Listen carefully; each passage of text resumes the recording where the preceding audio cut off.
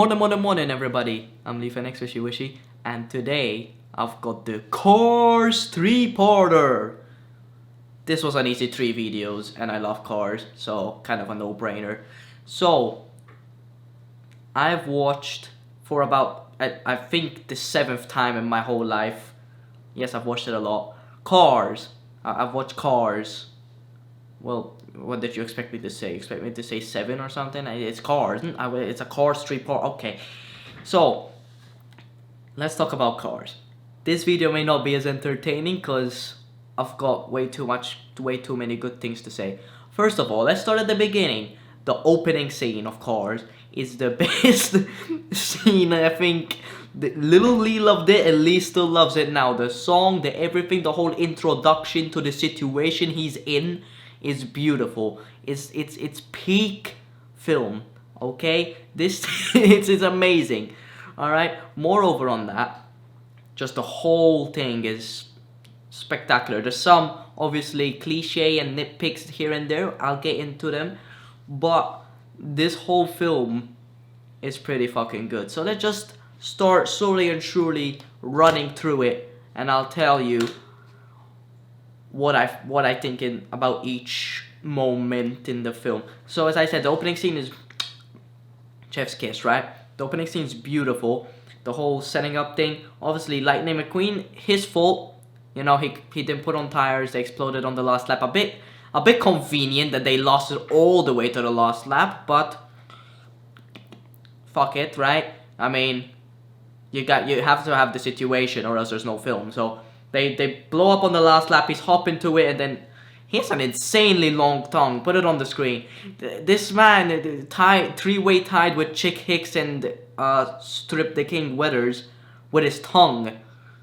Just putting it out there. Would that have counted, you think? Like, I mean, they did count it, but like, should it have counted? You know, it's not part of his car body.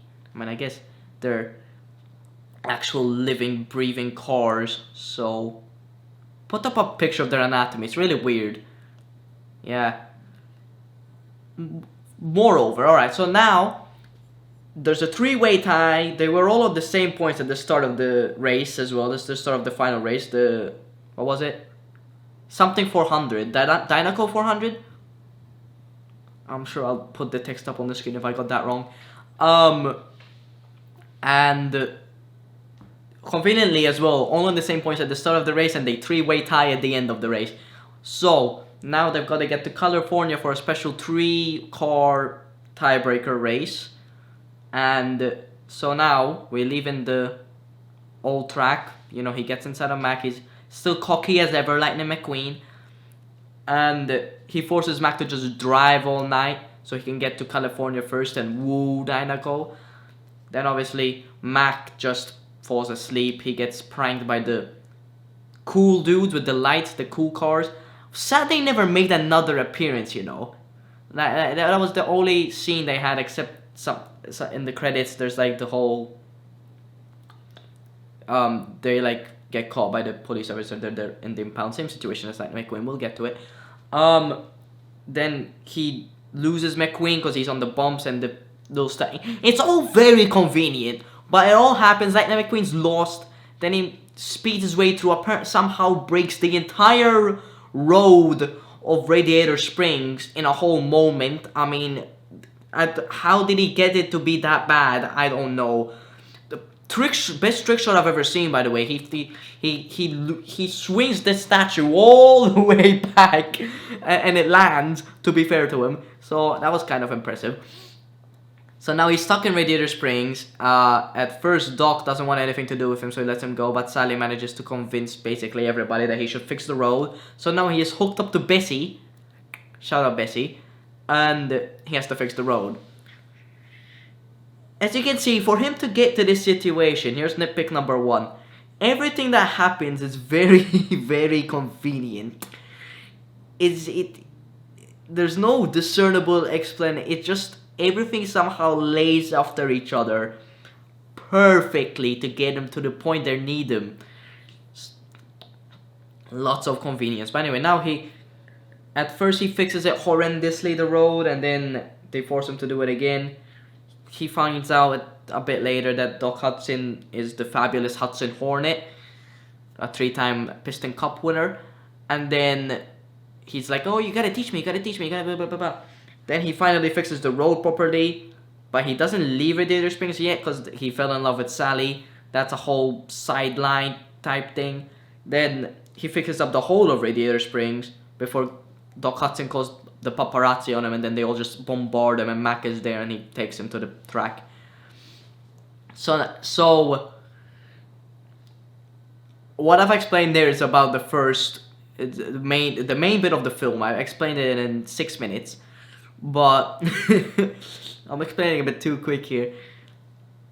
Let's go through some more nitpicks in this section. Obviously, the Sally storyline's fine. The whole point where he just decides to fix the whole of Radiator Springs is a bit weird. I mean, I guess he fell in love with it. It's whatever. The whole white wall paint job thing was kind of cool before, you know, obviously he has to get rid of it for the race. Doc calling the paparazzi on him is a moment.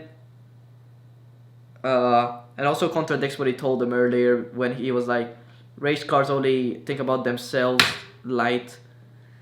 And then he obviously goes and thinks about himself because everyone else liked Lightning McQueen in the Radiator Springs. So, contradicts himself. That's another thing that happens. Lightning McQueen can't make a turn for the life of him on dirt. That's also another thing. Guys, goes to show.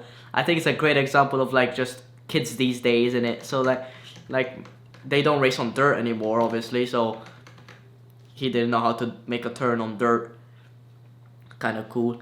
And I'm really rambling here. At this point, I think this has lost all structure to it.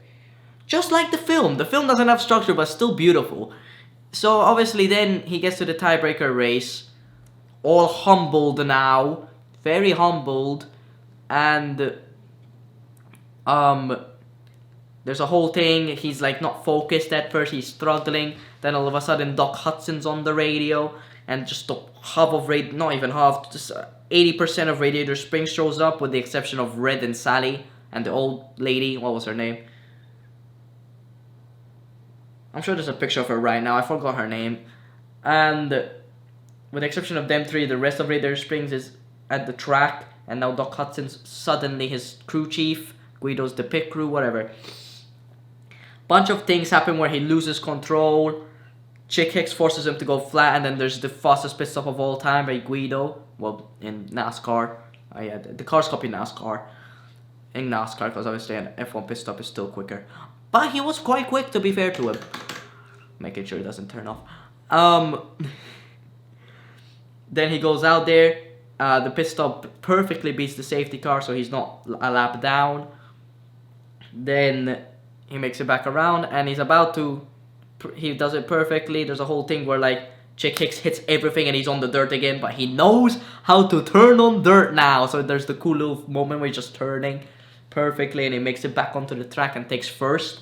Very cool. Then he's cruising to the victory, but Chick Hicks is behind the King again and he doesn't want to finish behind him again, so he crashes the King out big time. My man goes airborne and everything. And then he rolls around, he's done. You know, there's the parallel with the Hudson Hornet crash on the newspaper. They do the it'll be on the screen. They do the good old shot of him, just like a jump cut and then it's back. And then like McQueen sees it on the screen. He stops right at the line. Convenient once again that the brakes literally stop him. This is the line. He's here, right? Literally 1 extra inch. He's taken the checkered fucking flag. 1 extra inch. He would have taken the checkered flag. Okay, convenient once again. Chick Hicks wins, the dickhead. The dickhead will get onto him. Then McQueen reverses all the way. This is his, he's finally humble moment. Reverses all the way and just gives he pushes him all the way. But, you know, we'll call it a bomb draft. Pushes him to the finish. Everyone loves him, blah, blah, blah. Gets offered a Dynaco, but he's so humble now. He wants to stick with Rusty's. And gets Mater a helicopter ride. So that's the whole film in 10 minutes. Give or take. Let's just talk a bit about the legendary characters that I loved as a kid. Lightning McQueen, obviously. Ka-chow, Mr. Ka-chow. The good old lightning bolt. He's cool. He's a dickhead at the start, obviously, then gets humbled by Radiator Springs and the people in it. And then by the end, he's a very humble and nice dude. And he's grown, you know? He's grown. That's the point of point of the main character. He grows, you know? He starts somewhere and you want him to end somewhere. Perfect character. The King. Perfect character to have as the veteran hotshot. Not hotshot, that's not the right word. Lightning McQueen was a hotshot. Veteran top guy. He was the top guy, you know. He had about 7 piston cups or something. Was it 7 piston cups?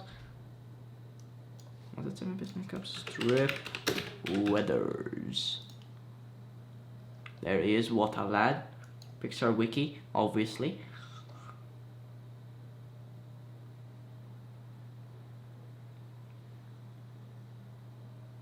Yeah, I know he was Carl Weathers. Yeah, we'll get to Carl Weathers in the third part. Are you not gonna tell me how many?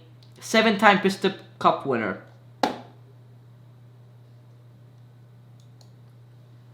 7-time Piston Cup winner. Nice. Okay, that took too long for me to find that. Anyway, Chick Hicks is the perfect villain. In this, he is the villain, but Lightning McQueen is his own villain as well, to be fair. So it's a bit to and fro. And yeah, perfect 3 racers to have the top 3 racers. Doc is the perfect mentor type character. Very sad what happened to it with the big crash, and then they just forgot him. The whole thing. Probably would have had a few more piston cups, to be fair to him. Obviously, he does the full 180 at the end to become the crew chief. Due to unexplained reasons, just I guess maybe he felt bad for calling the paparazzi or something. I don't know. They explained the Mater what they didn't get to say goodbye, so that's why they're there. Mater controls everything. You'll see what I want to say about Mater soon. Don't worry. No, not in this video. Not in the good old, yeah. That's about the story there. So Cars is beautiful. I love Cars. The music's amazing. The whole film's amazing. I loved it as a kid. I still love it now. And I apologize. This is actually going to be a shorter one as well. I apologize if this was not as entertaining. Obviously, I've just been gloating about how much I love Cars for 13 minutes. But at the end of the day, if it's a good film, you can't really do much with it. But don't worry. If you want to see Screamingly, there's always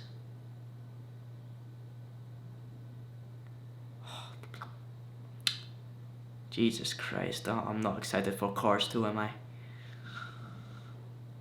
Yeah, see you guys next time. Bye-bye.